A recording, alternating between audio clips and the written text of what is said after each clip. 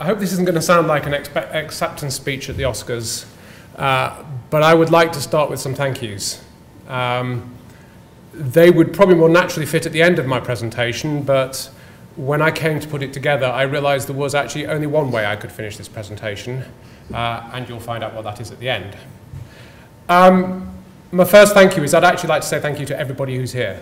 I'd like to thank you all for coming, and in particular, I think, I don't think Dad really appreciated just how high the esteem that he was held in by his peers actually was until he got close to the end of his life. And I know that he was deeply moved by the support that many of you gave him during that final period, and that in particular it helped him a lot getting through that. So thank you all for coming. I'd like to add to that, particularly to Eric, John, and Bob Kavanagh. I've seen the emails that have flown around the ether putting together their presentations, and I know just how much work and passion and energy has gone into that. And personally, I really appreciate that. Sorry, there are only 4 of these, I promise. Dan, I'd like to say thank you to Dan, because this is the perfect venue for reasons which we've already discussed and I will touch on again for this event. I was struggling to know where to organize one of these events, and when Dan came up with this, it was just so instantaneously perfect that I bit his hand off, to be quite frank. And again, I've seen the energy and the effort that has gone into making this event happen, so thank you very much. Finally, I'm going to embarrass somebody now. It's just over 6 months since Dad died. He was ill for about a year, and those 18 months had been phenomenally tough. And I certainly couldn't have got through it without the support of my daughter Anya and my wife Claire. So I'd just like to thank them as well.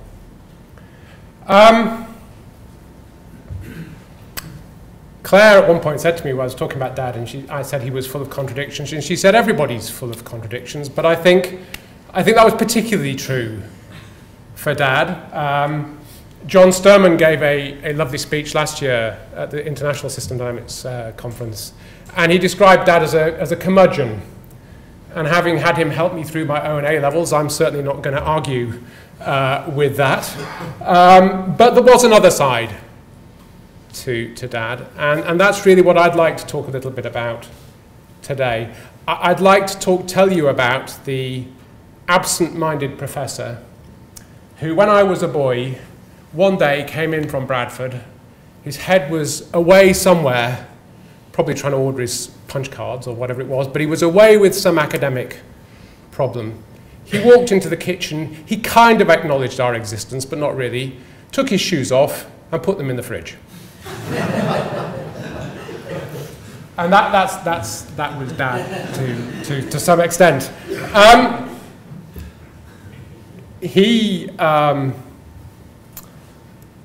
I'll come back to this slide, but this slide, when I put it together, somebody talked about having a map, caused a bit of controversy at the time because it's not covered in flags.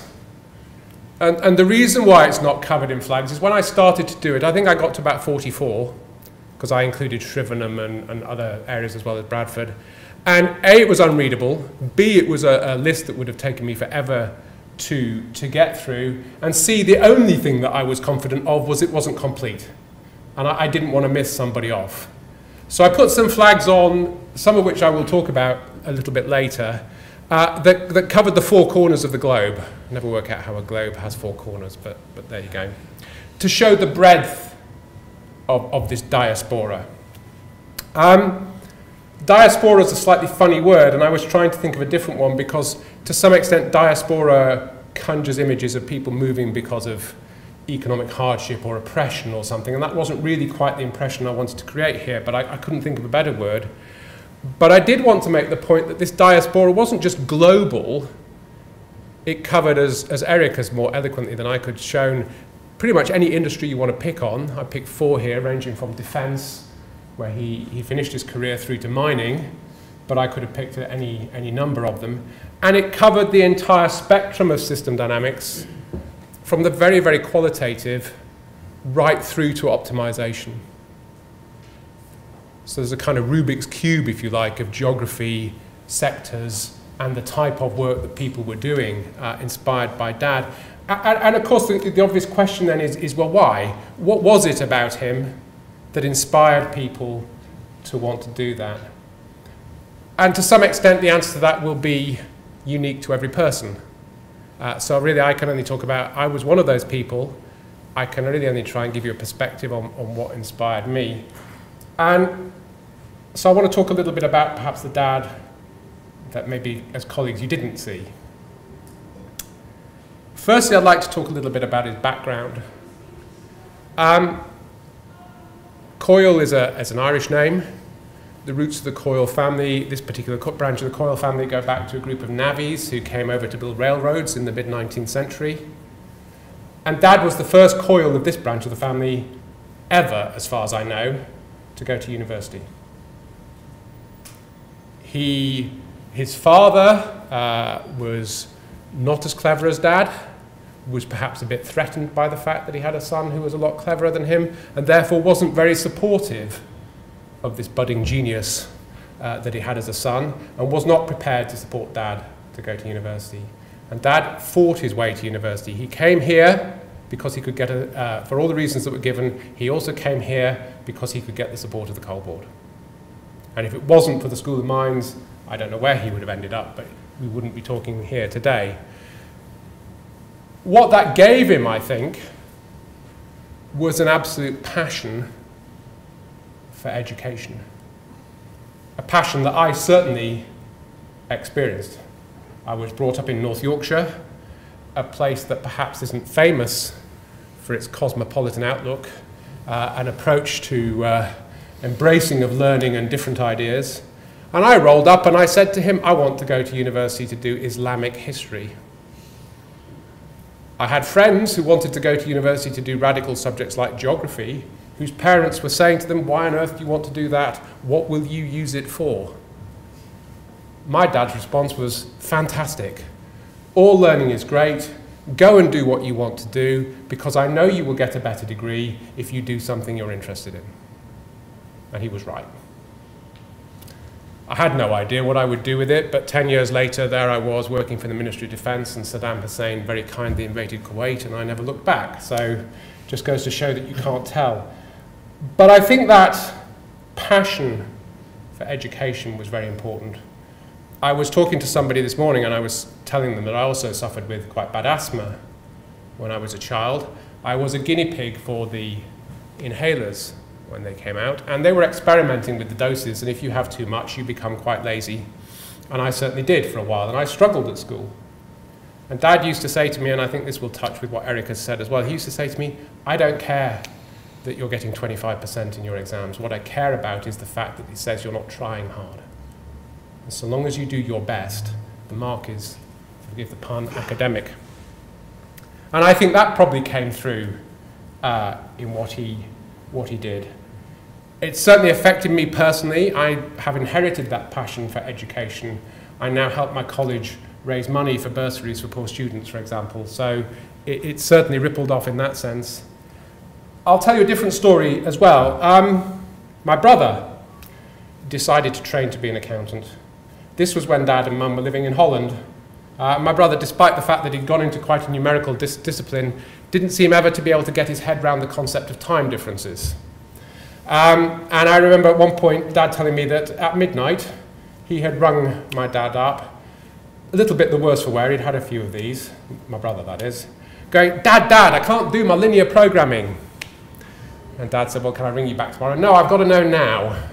So Dad drags himself out of bed, gets a cup of coffee, works through the problem, rings Robert back up and goes, I think the answer's 6. And Robert went, oh good, I thought it was, and put the phone down. But Dad embraced that.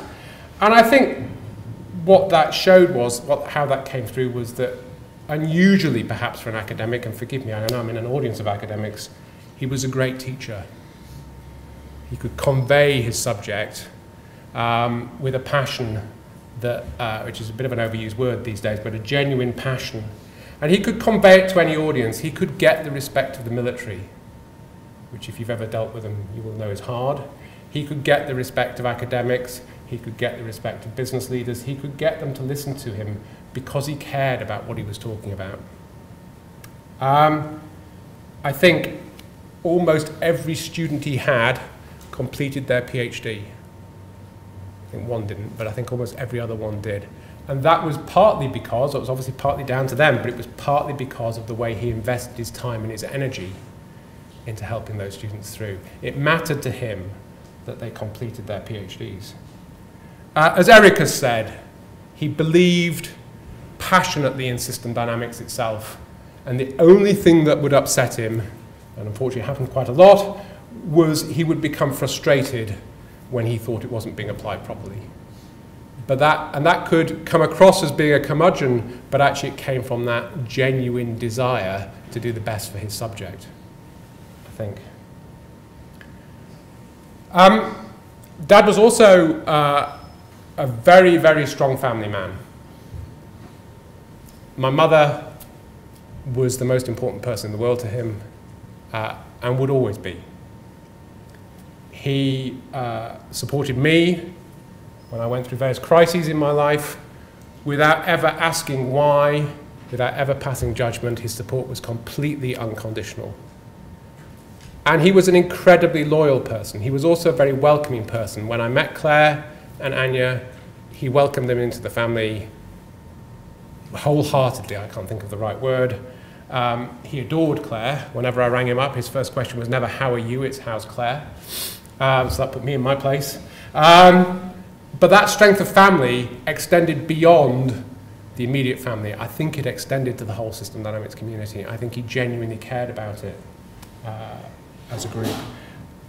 And because of that, he was a very loyal person. And I think, again, that was part of what inspired the people who studied under him to both come here and then take those ideas around the world. So I'm going to just quickly wrap up. I'm conscious of time. I would conclude by saying, really, for me, there were three reasons behind the Diaspora. One was his genuine passion for the subject, as Eric has illustrated. The second was his understanding for and belief in the power of education. And the third was his absolute undying loyalty to the people he cared about. Now, I talked about people having contradictions and vices, perhaps. You didn't have to know Dad for very long to realize that one of his vices was a real passion as well for really, really bad jokes. And I'd just like to end with it. This is an email that Dad sent to me literally 3 months before he died. And it's a list of really, really bad jokes. And I'm not going to inflict them all on you, but let me just end with a couple.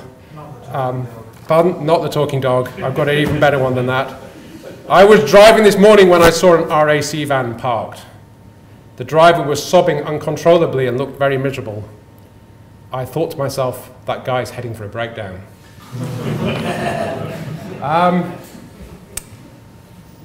Let me just find it. My daughter asked me for a pet spider for her birthday. So I went to the pet shop and they were 70 quid. Blow that, I thought. I'll get one cheaper off the web. And with that, I think I'll leave it. So thank you very much.